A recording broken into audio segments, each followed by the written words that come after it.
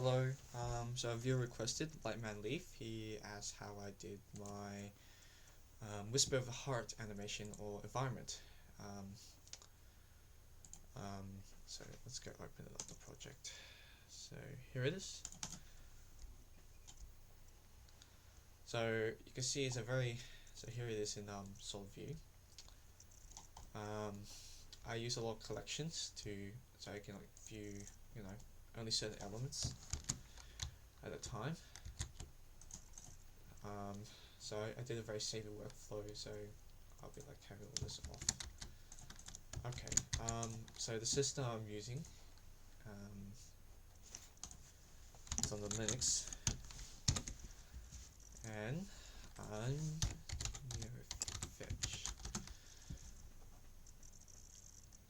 and I'm using an Intel 5, 8 gigs RAM and inbuilt graphics, and this is an old laptop. It's about 6 years old, so I had to use a lot of safety tricks. So I did a lot of instances, which is common, and then if I go to render view, let me just oh shoot, I don't need, let me just go to a new work view. I can just add a new one, general, and shading. Okay.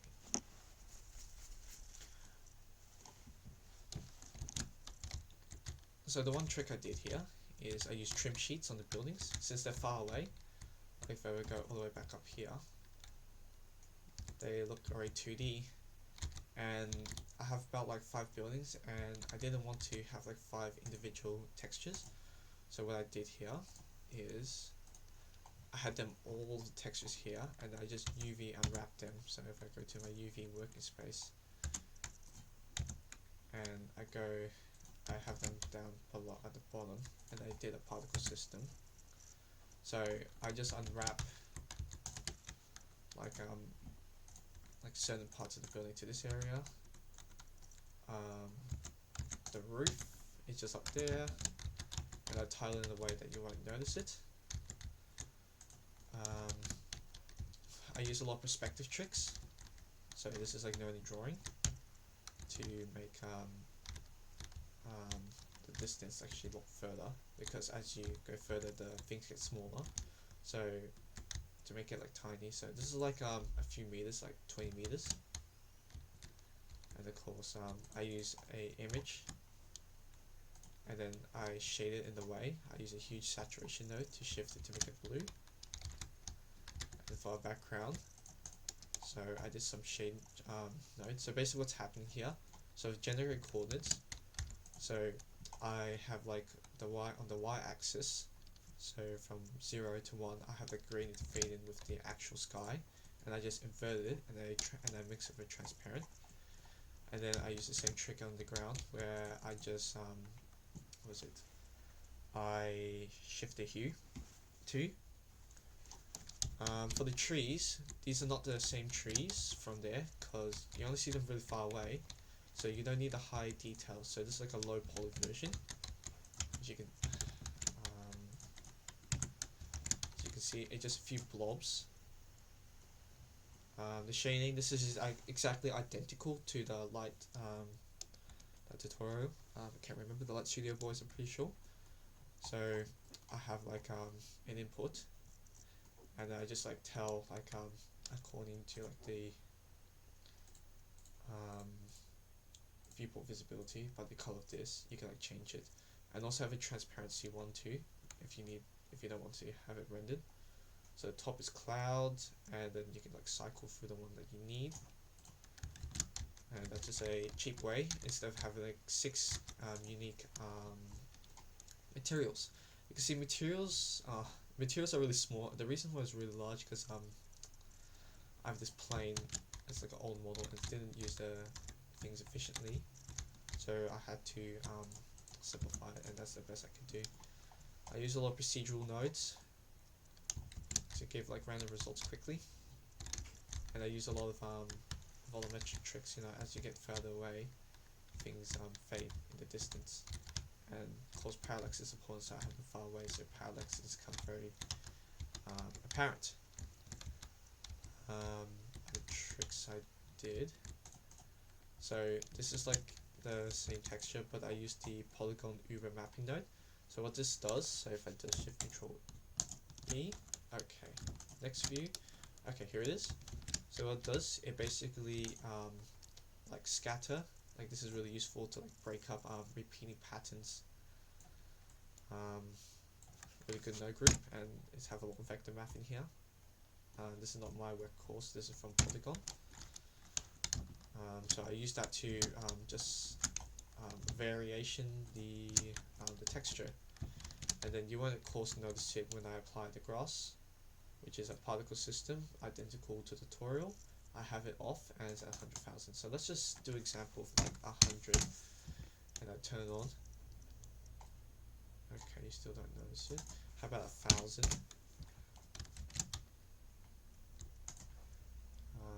1,000 again, maybe 10,000. And you can already see that you don't really notice it.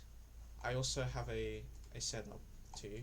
So for the diffuse and the shader, and this also tells from the shadows. And I use the hue saturation trick again. I might go in depth how to do it exactly, my hue saturation trick. It's something to simulate what 2D artists do, and as I'm a 2D artist, I kind of predict what a painter would do. Like in the shadows, like here, this is my NPR concrete setup. It's really simple. So let me just cycle to the right one, that's a metal. So this is my setup here. So I use a polygon texture for a bump to like simulate what 2D artists will actually paint textures in the light. I think I have to cycle into render view to display that.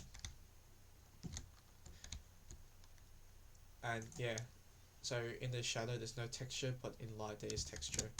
So I just set up in the way.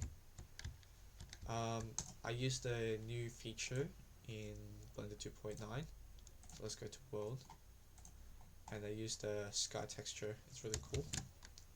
Don't know exactly how to use it, but I can get better at it. Roads. The roads, I use a single modular piece, and then I just use the tank trick, like how you make tank treads, by using a Bezier curve and use a ray modifier. If you want more in depth, Ian, I keep saying Ivan. Ian actually made a tutorial like lazy how to do a car chase scene. It's an old trick, but he did explain it the quickest way. Of course, I did a cliff. I only modeled it what the camera will see. Like you can see, the scene quickly breaks apart when you look in the ways it's not intended for. If you're curious of anything else, I also included the source file, which is a Google Drive. The entire project, the textures, the variations. I won't have the renders because they're always huge, and the renders on my YouTube channel, so you can take that. Everything's on the license, probably the CC0, because for learning, I really don't mind if you take it for commercial work. Oh, another trick I did. So in Whisper Heart, this is just part of the animation. As the camera's coming down, so as you're coming up, you can see like all the fantasy stuff in the movie, which I had like these like cylinders, and I put a plane because I didn't want to model the cat returns and that thing, because character modeling will take me another 2 weeks to do character animation. But basically what I'm having here is, as the camera look here, it's there, but when the camera look down, I need to go to the right camera, apologies, which is, here it is, Shift Control 0, there it is. So as you're viewing it, and then when you come down, this is using the vertigo effect. Okay, so when you hear, well, these fantasy features are not in view, they start to be animated, and then they just whiz off from scene. So it's like a dream, like, you know, how you snap out reality. So that's another trick I did.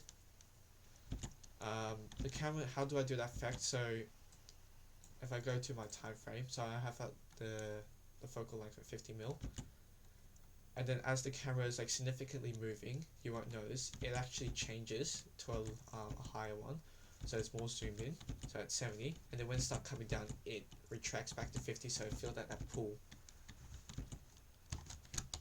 um, I think that's all the main tricks I did, just little particles and incidencing, which is like common. I hope this helped to anyone who wants to find out how I did my large environments really cheaply. You most likely have a better computer, so you don't exactly have to follow all these techniques, but it's something to upscale your scenes. So see ya.